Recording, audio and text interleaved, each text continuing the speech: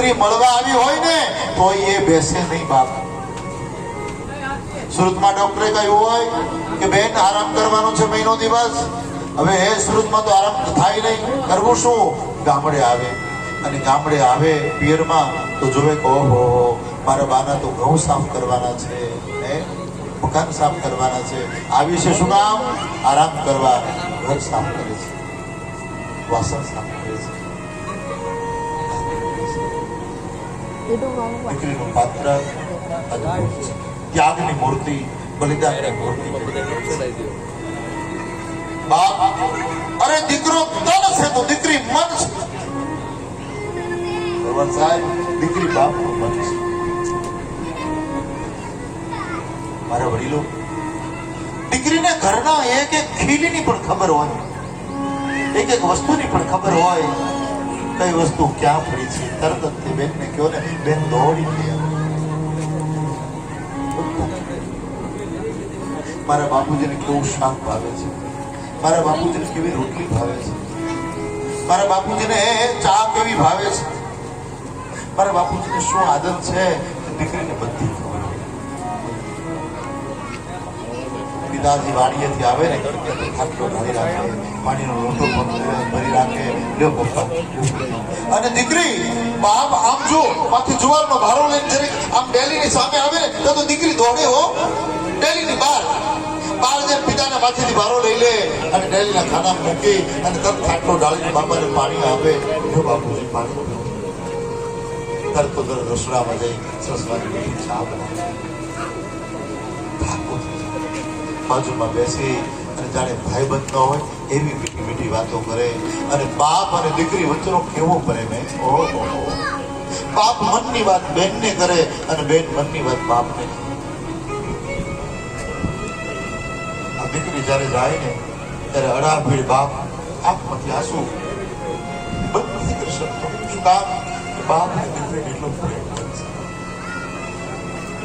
આ જનક રાજા તમામ કરિયાવરને વિદાય કરી અને ઘોડામાં બેઠા બેઠા એવા રડે છે.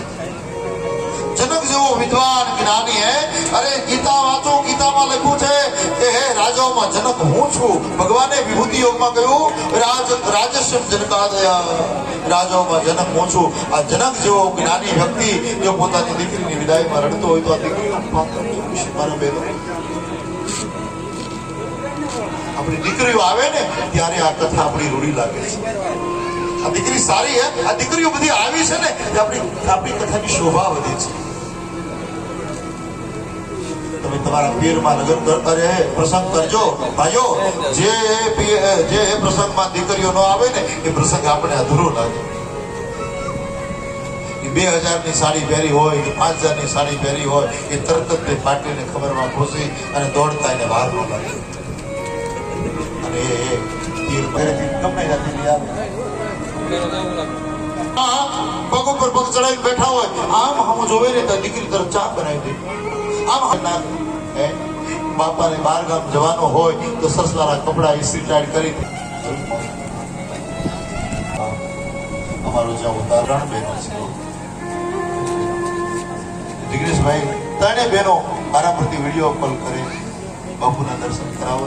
બા શું કરો છો, કેમ હાલે છે? ત્યારે આપણે વાહ ભાઈ વાહ, આ દીકરીઓનો કેવો પ્રેમ! આજ દીકરો માન છે તો દીકરી ગુમાન છે.